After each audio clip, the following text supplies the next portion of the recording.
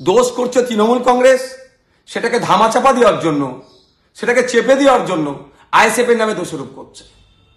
গতকাল কি ভোগালী 2 নম্বর অঞ্চলের অন্তর্গত বানিয়াড়া গ্রামের সম্ভবত 177 নম্বর বুথে শওকত মোল্লা সাহেবের বাইক বাহিনী তাণ্ডব চালাচ্ছিল। সেখানে তাণ্ডব চালানোর কারণটা হচ্ছে ওখানে শওকত মোল্লা সাহেবের একটাও ভোট পাবে না। শুধু ওখানে নয়, সারা ভাঙড় জুড়ে এই পঞ্চায়েত নির্বাচনের পরে ভেবেছিল হিংসার পরে আইএসএফকে শেষ করে দেবে, কিন্তু আইএসএফ ক্রমশ বৃদ্ধি পাচ্ছে। অনেক হিংসা করেছে, আইএসএফকে আটকাতে পারেনি।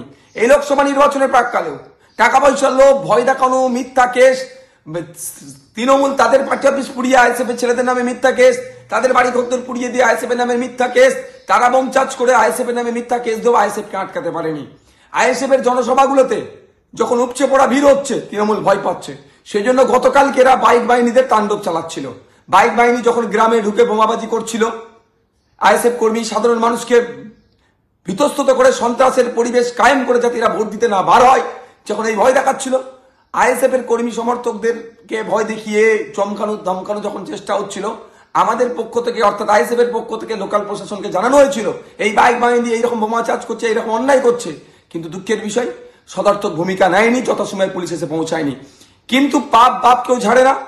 এদের পাপ করছিল, এদের ছোড়া বোমে, এদের বোমেতে এরা আঘাতপ্রাপ্ত হয়েছে।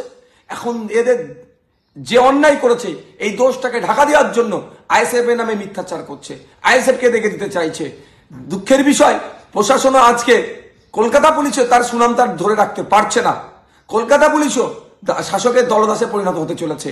আমাদের ছেলেদের নামে মিথ্যা মামলা দিচ্ছে, আমাদেরকে দোষারোপ করার চেষ্টা করছে। আমি অন ক্যামেরা বলছি, শওকত মোল্লা সাহেবরা জানে শুধু ভাঙন নয়, এই যাদবপুর লোকসভার কথা বলছি, একটা জায়গায় বুথে এরা লিড পাবে না, পরাজয় হবে। সেই জন্য পরাজয়ের ভয়ে আইএসএফ এর কর্মীদের উপরে মিথ্যা মামলা দিয়ে যারা কর্মীরা যাতে না বুথে বসতে পারে, সেই জন্য এইগুলো অন্যায়গুলো করছে আর আমাদের নামে দোষগুলো চাপিয়ে দিচ্ছে। আমাদের পুলিশ যে অ্যারেস্ট করেছে, আমাদের একজন ইলেকশন বুথের এজেন্ট হওয়ার তিনি প্রস্তুতি ছিল, তাকে পর্যন্ত অ্যারেস্ট করেছে। গতকালকে ভাঙড় 1 নম্বর ব্লকেও এক এজেন্টকেও পুলিশ রাতের অন্ধকারে দিয়ে ধরে নিয়ে এসেছে।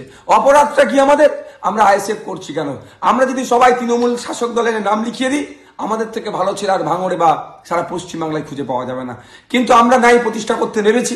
এই শাসকের হুমকি চুমকি মিথ্যা কেস পুলিশকে দিয়ে আমাদেরকে আটকে রাখতে পারবে না।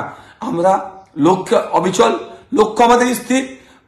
তৃণমূল মুক্ত ভাঙড় করব, দুর্নীতি মুক্ত ভাঙড় করব, তৃণমূল এবং দুর্নীতি মুক্ত বাংলা করব, সেই লড়াই আমরা অবিচল আছি।